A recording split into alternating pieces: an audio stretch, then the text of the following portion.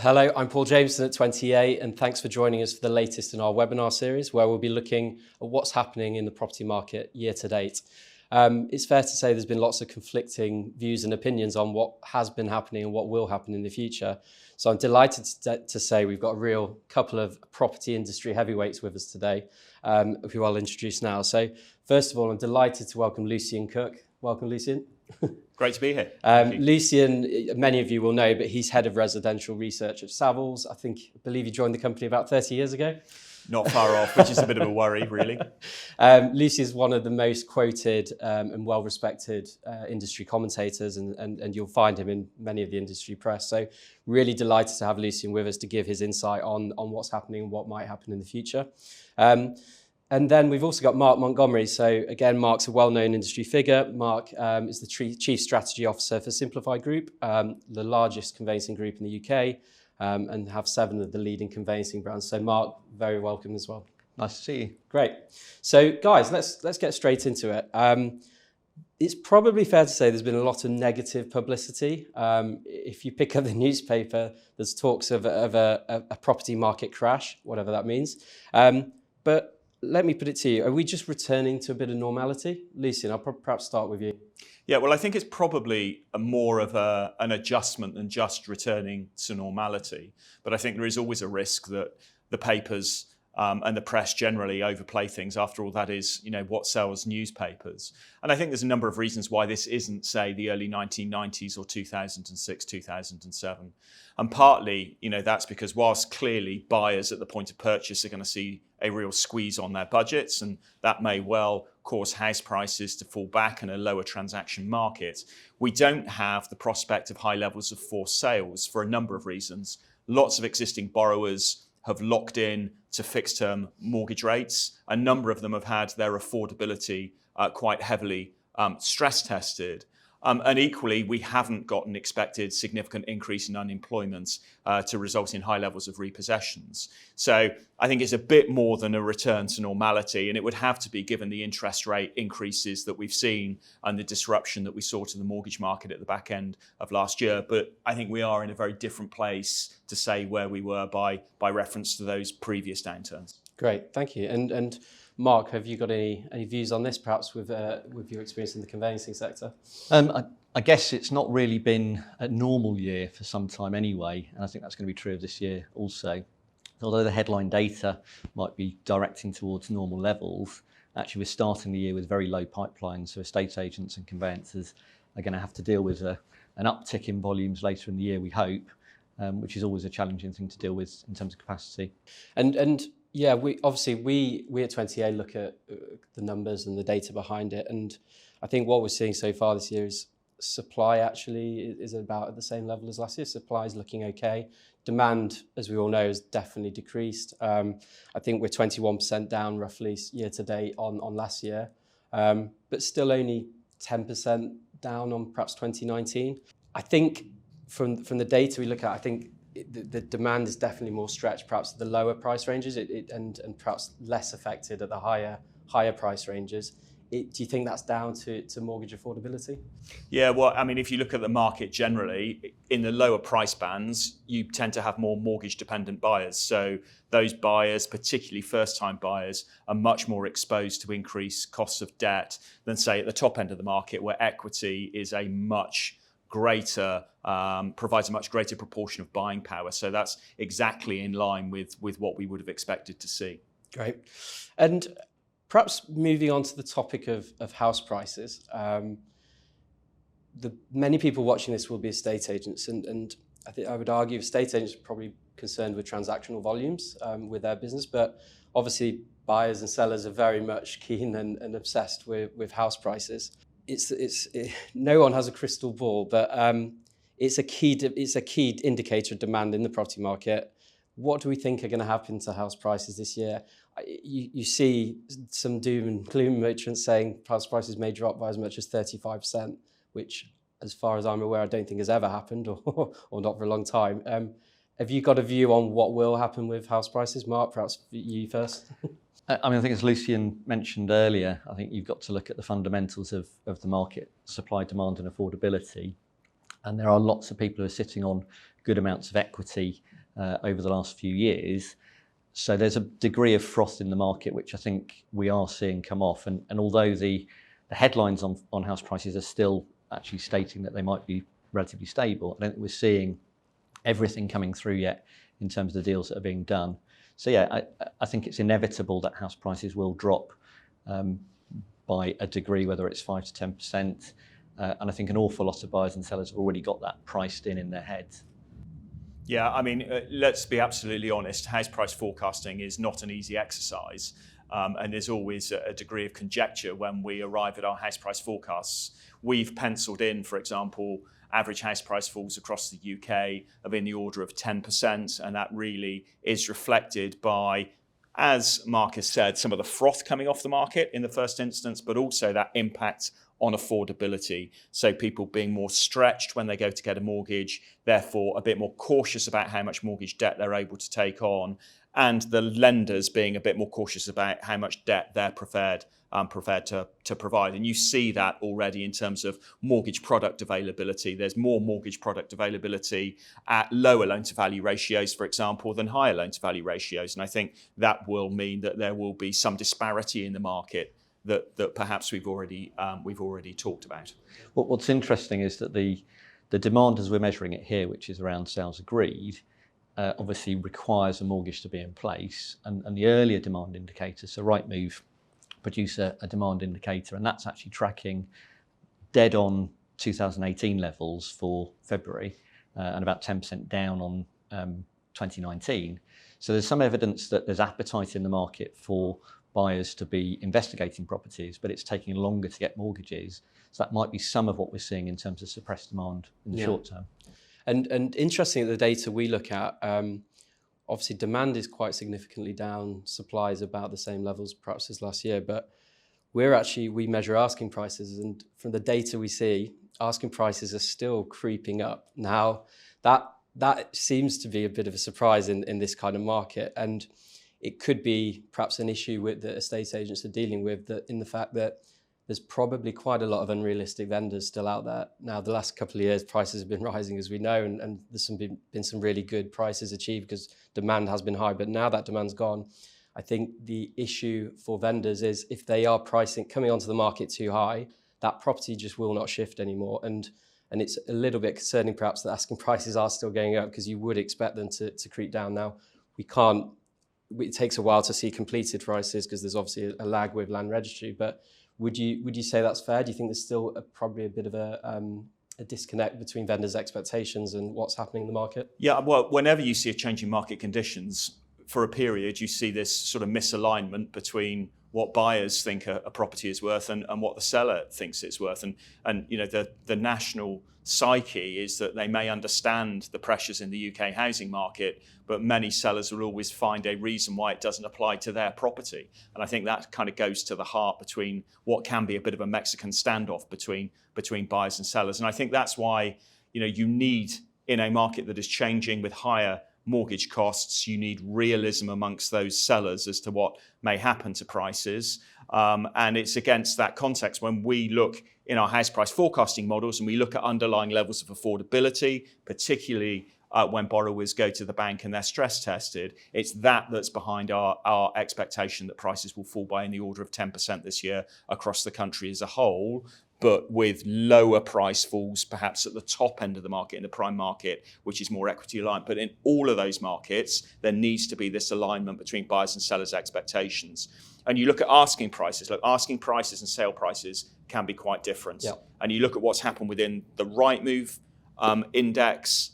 For example, you look at what's happened with your own TwentyEA figures and you compare that to Nationwide. Nationwide are telling us that in the last 3 months of last year, prices fell by 2.4%. They came off by a further 0.6% in January. And as we record, we wait to see what the February number is. So, you know, I think we are all in the situation where we know there's going to be downward pressure on prices. The question is, how much is that? Where does that balance restore between what buyers and sellers believe a property is worth and represents good value? Yeah.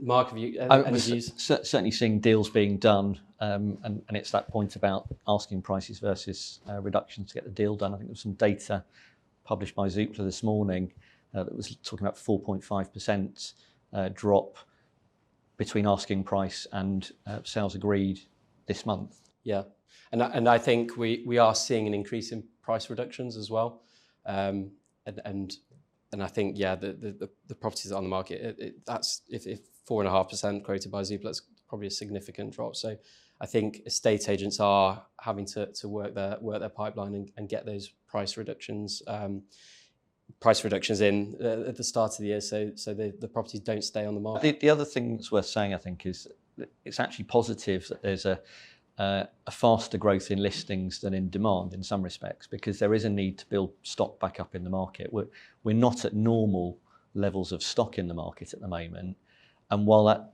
has a different impact on pricing, in terms of transaction times, we know that when there's more stock, chains can form more easily and reform more easily. So actually that should have some downward pressure on overall transaction times.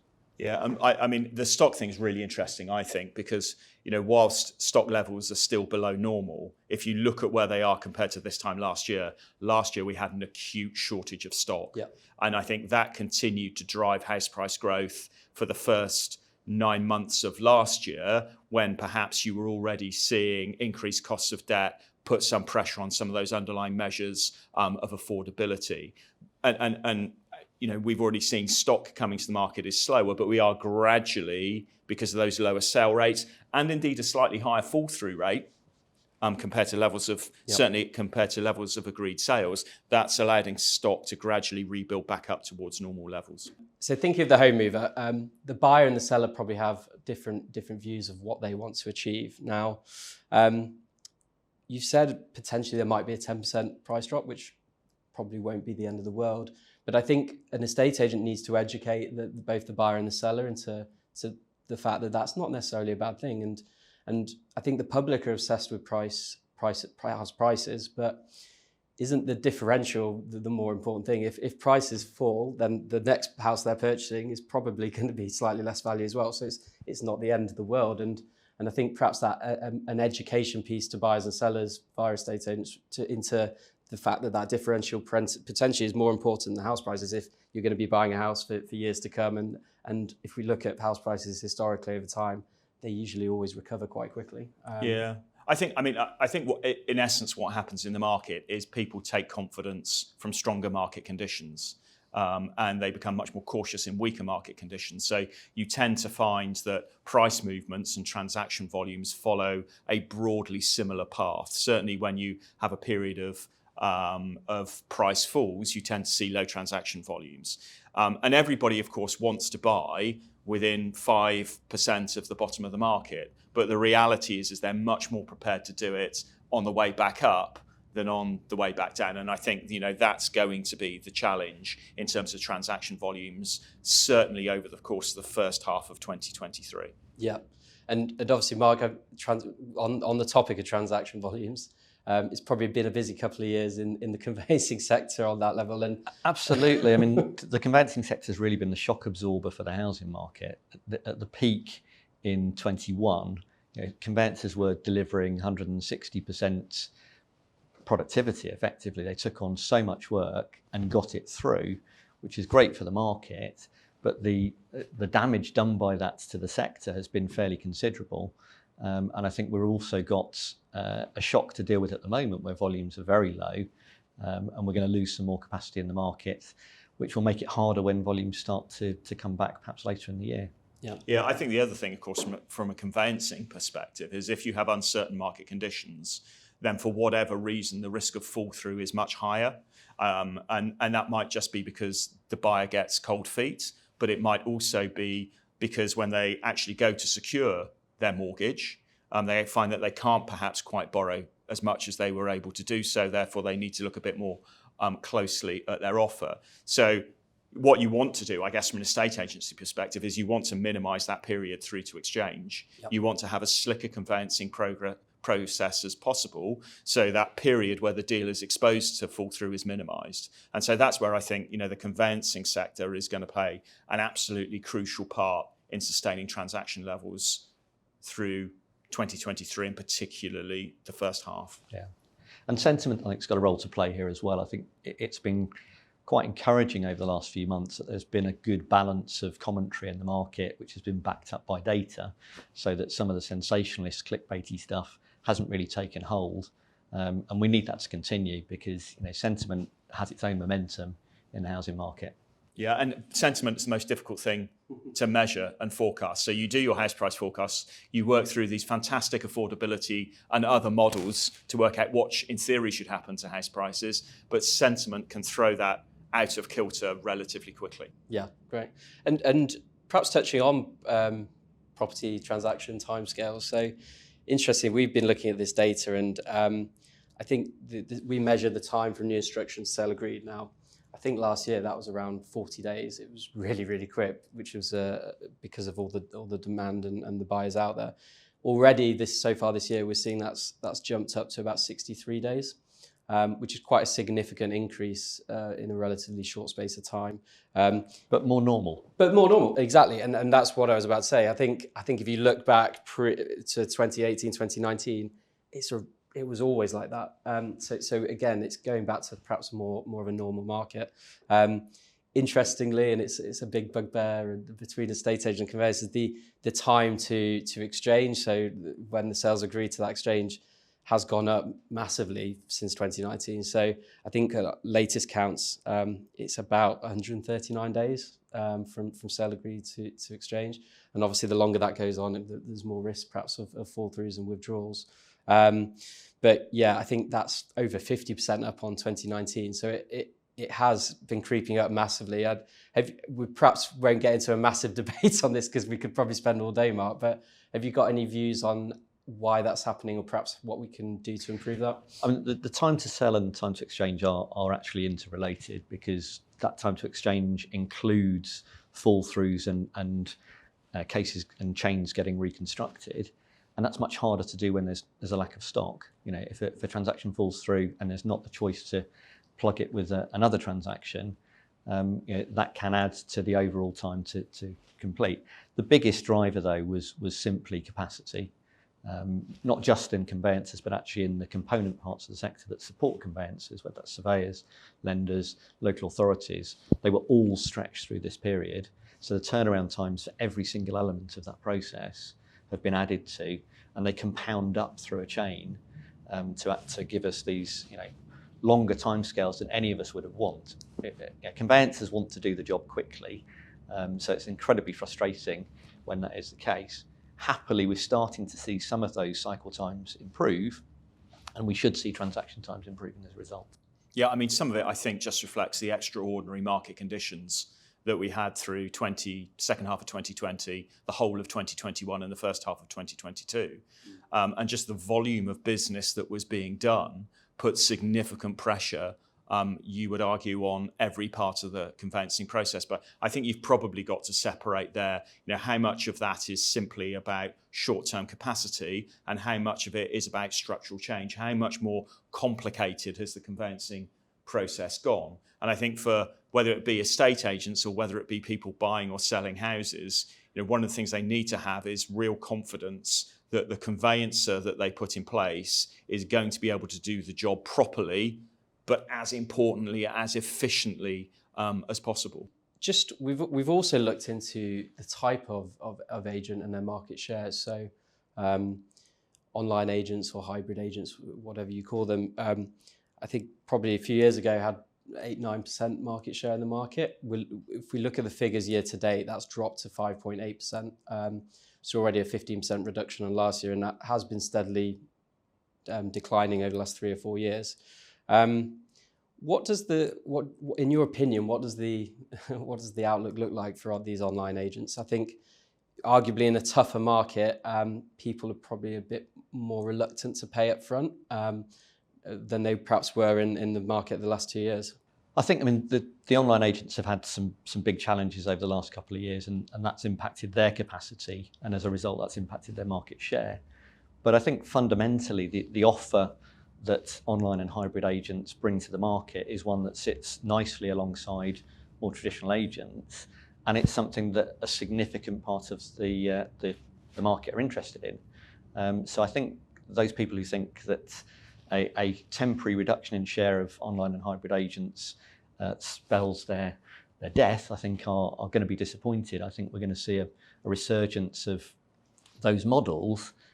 What it's also worth saying, though, is that during that period, an awful lot of other agents have upped their game in terms of their offer and the way in which they use technology. So the differences between some of the more advanced agents in the mainstream and what we would call online agents is closing somewhat. Yeah.